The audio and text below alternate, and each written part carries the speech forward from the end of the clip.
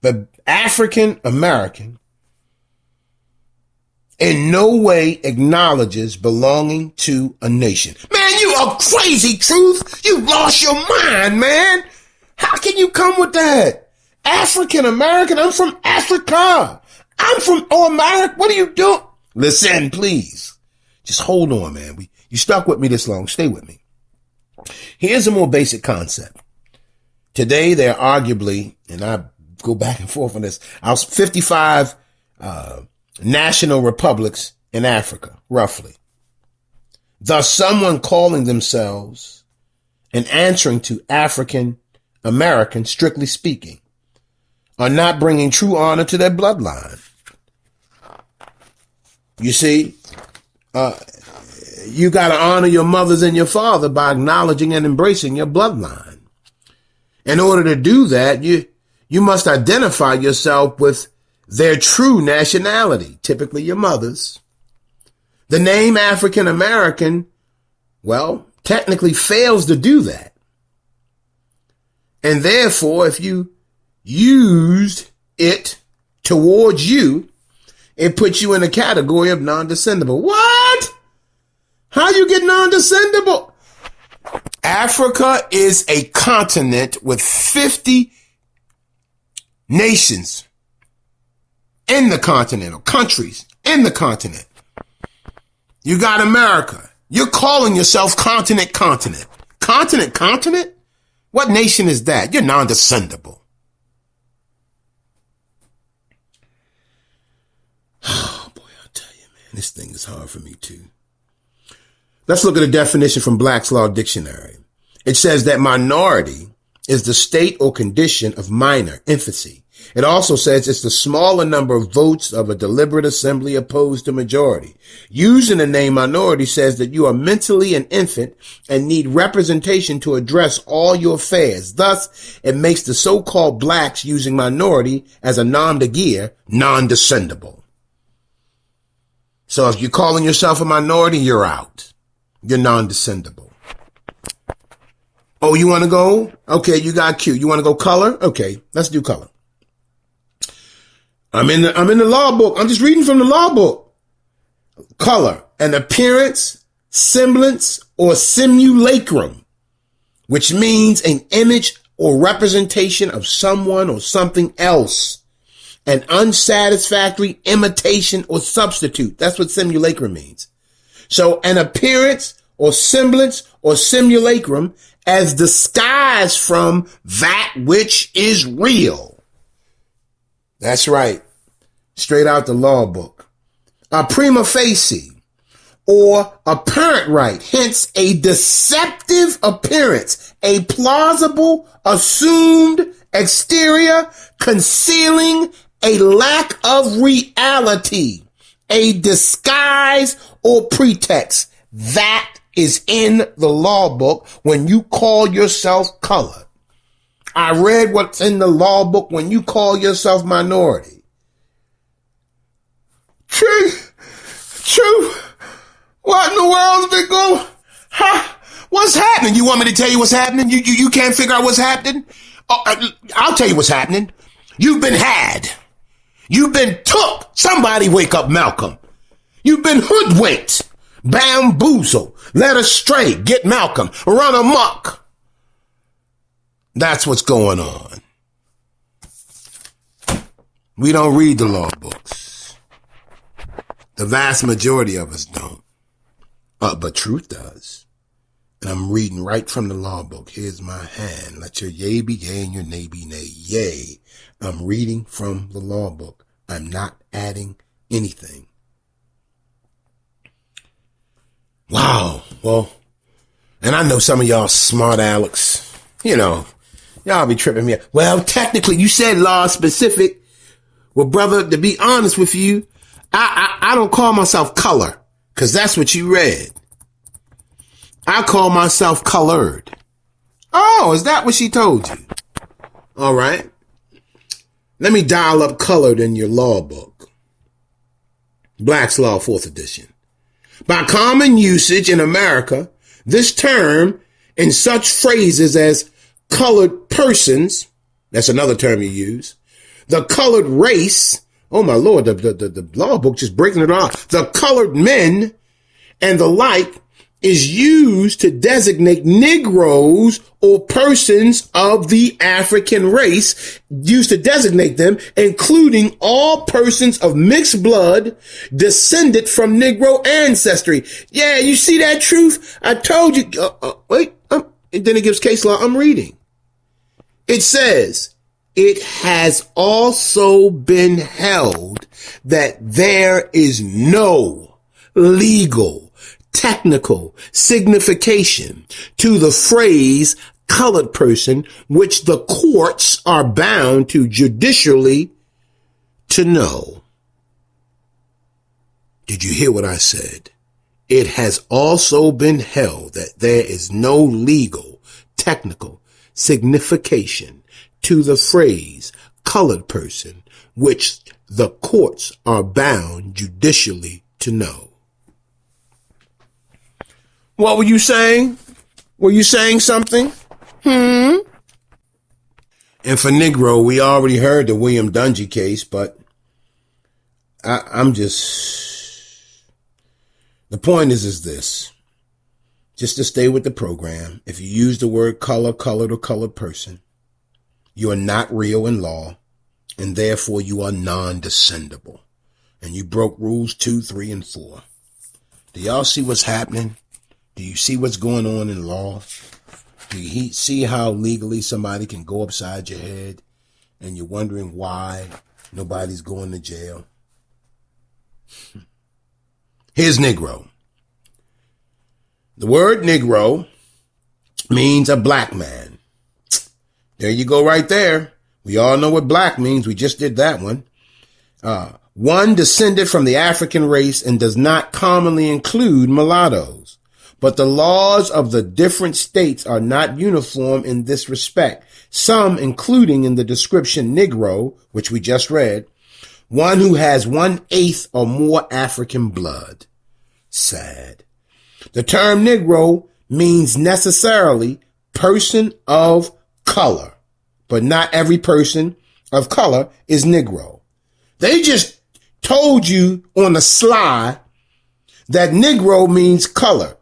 And we just read, person of color. And we just read that person of color, you're not real in law. You're not real in law. We just read that colored, it has also been held that there is no legal technical signification to the phrase colored person, which the courts are bound to judicially show. So here it is in the law book. They slip in here that, by the way, Negro falls under the same definition as color. The law definition refers to Negro as black, also man or person of color, thus by its own definition. If so-called black people refer to themselves as Negro, they're saying that they are crayons, and they are saying that they're colored, and they are dead and not real in law. This is a breach of rules 2, 3, and 4.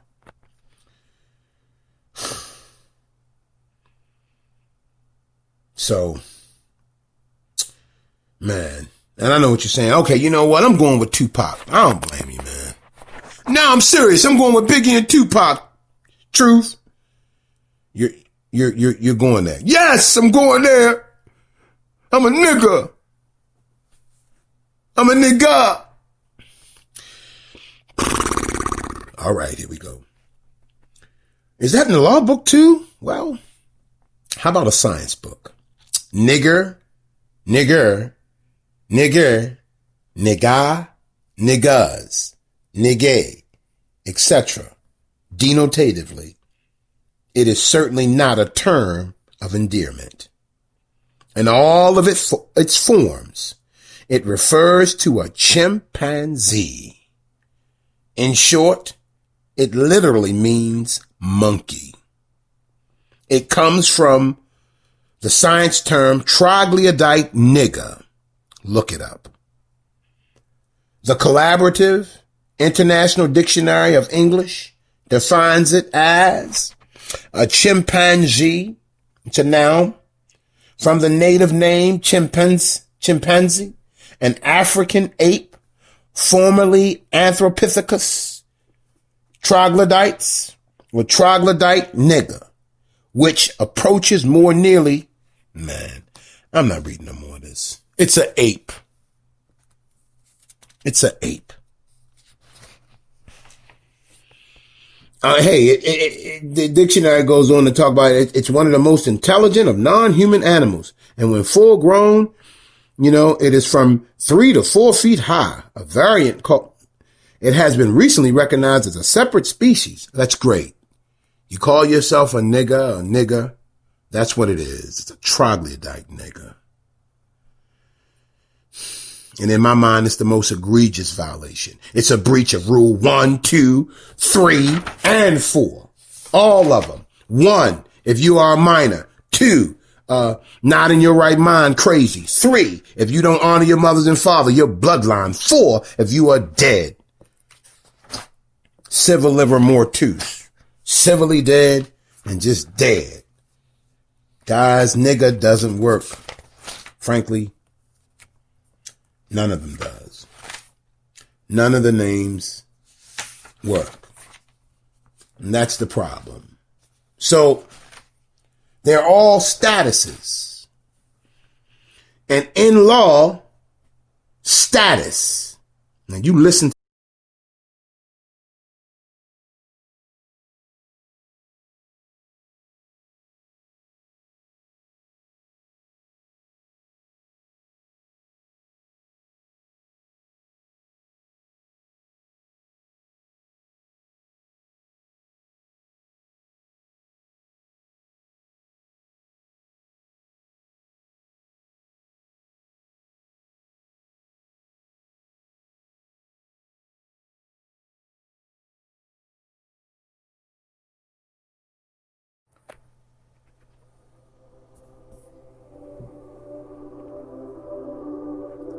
Wow. Man, oh man, oh man. It's just good. And millions were lost in the middle. Ho. Wait a minute. Wait. And other individuals who were there at the time, I don't know if you know, but there's a Hernando de Soto. Remember de Soto? And Christopher Columbus? All I'm doing is going to read the law books. I'm not going, no yeast, I don't get down like that. Straight talk. And you're going to be shocked. Now, some of the words are, you don't need law. You need a science book because you're calling yourself animals. But you know how we do word etymology and the history of a word. So and other individuals who were there at the time, I don't know if you know, but there's a Hernando de Soto. Remember de Soto? And Christopher Columbus? When they got to America, and that's the adjoining islands, and de Soto went to the land and verified the same thing, the actual continent. They said, in their own writing, Christopher Columbus said, when he got here, he saw dark-skinned people, copper-colored people, Moors, trading in gold-tipped spears. My. So let me see what I can find here. And this is what I want to give you some history. And again, this particular book is A People's History of the United States by Howard Zinn. Now, here's what I know. I'm sure if you have never heard this information before, it's truly shocking. I mean, it's going to shock you. What information? The information that the so-called black, the so-called Negro, the so-called African American didn't come over here on slave ships in the numbers that they claim. Matter of fact, a small minority did. The vast majority in the millions were already here. So I'm sure you're going to be upset about it. And the other question you asked, you wanted to know,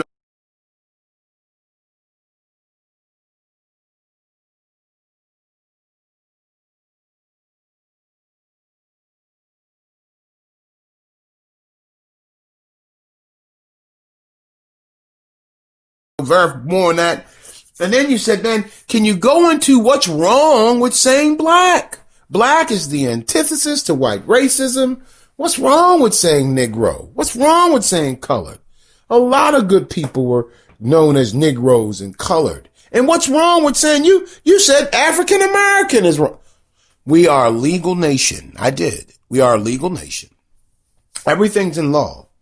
So I'm going to try to break that down. So let me start here. There are a couple of elephants in the room, and you guys bumped on both of them. The first one is, if Africans were already here in America, then how do you explain the narrative of the African diaspora? You know, the African to America slave trade. Well, first I want to point out that there was a triangular goods trade that existed between America and Africa, continental Africa, I'm calling it that now. There are many names. We talked about that earlier. And Europe. So Africa, America, and Europe. Now think about it like this. Now, when the Europeans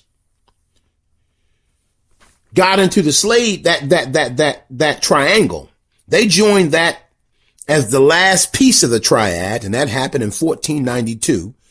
And this is when the Moors were defeated in Alhambra, the last Moorish stronghold. And the Europeans, and I don't like to say just Europeans, because it was really Moors fighting Moors too.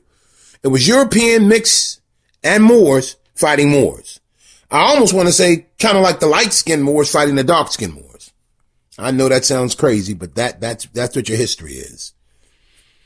So the Moors had already set up trading posts and established trade with the, American territory way before the Europeans got involved. And they established this trade with the American territory and, of course, the associated islands in the region, like the Bahamas and the Guiana Islands and the Venezuela and the Antilles. There was a trade route already existing, proof of it, way before 1492. As a matter of fact, the land here was like the oasis, man. It was seen as the untouched, super fertile land. This land of the American territories, the present day U.S. Now, here's what happened. When the families of the armies of Isabella and Castile and Ferdinand of Aragon united, now, they were able to defeat, like I said, the last stronghold of the Moors, and this was in Granada or the Alhambra. And what happened is the seaports in that area were now owned and controlled by the Europeans. Combination of Europeans, light-skinned Moors. When Christopher Colon, most say Columbus, came to the Americas, he was led by Moorish maritime navigators. He saw copper-colored people in the Americas trading in gold-tipped spears. Now, while I'm on this point, I want to point out that Christopher Colon, most call him Columbus, he sailed the ocean blue in 1492, but never stepped foot on the modern-day continental American territory. I just want you to know that. Never stepped foot on it. By 1502, Columbus had enslaved all of the copper-colored people on the associated islands of that region. How fast was that? How did he do it that quickly? So in 10 years, he got the whole region slaves. This is just the islands. Plenty of room, plenty of people. He ultimately killed thousands of copper-colored natives. And his brutality, yeah, we got to get on him. I got to let it know. His brutality against copper-colored people was legendary. This is what the old books share. We don't get that here. Hey, we got a holiday after him. He once caught a native stealing and cut off his nose and his ears. That's documented. There were other reports of Christopher Colon, most say Columbus, punishing the natives by cutting off their arms for minor offenses. Columbus was also put on trial for the mass genocide of the people of that region, the copper-colored people of that region, the Asiatic people of that region. But he was virtually acquitted. So what else is new? Then Hernando de Soto came after Columbus and captured the natives of American mainland. He brought them to the American islands, taught them their Latin language, and then sent them back to the mainland to be used to help with the colonization and to oversee the building of settlements by the natives doing the work, basically helping as a middleman to enslave them. So they get slaves from the island, they teach them the Latin, then they send them back to the mainland to mix in with the people. Man, it's like an early COINTELPRO. Good COINTELPRO. I'm telling you. Oh, like the secret Hoover FBI. So we're going to get a slave. We're going to teach him our language. And then we're going to go send him back with a couple more and encourage the people, to do what we need them to do so we can colonize them. And with that colonization, to oversee the building of settlements by the natives, basically helping as a middleman to enslave them. These Latin invaders established colonies in present-day Florida, Mexico, and Central America, enslaving the native copper-colored people. The main hub for the European Englishmen was Virginia. The method was to kill the men of the natives and impregnate the woman. I know that's barbarism, but that's how we did it. That's how it happened. Making a long story short, the copper-colored people were loving and kind and passive people, and frankly, according to Columbus's notes, easy to enslave. In 1807, listen, Columbus wrote that when he got here, and I'm paraphrasing, he said that the people were so kind and so inviting that they wouldn't need. All I'm doing is going to read the law books. I'm not going to know. And other individuals who were there at the time, I don't know if you know, but there's a Hernando de Soto. Remember de Soto? And millions were lost. And other individuals who were there at the time, I don't know if you know, but millions were lost in the middle. Ho. Wait a minute. Wait, listen. It didn't happen in the numbers.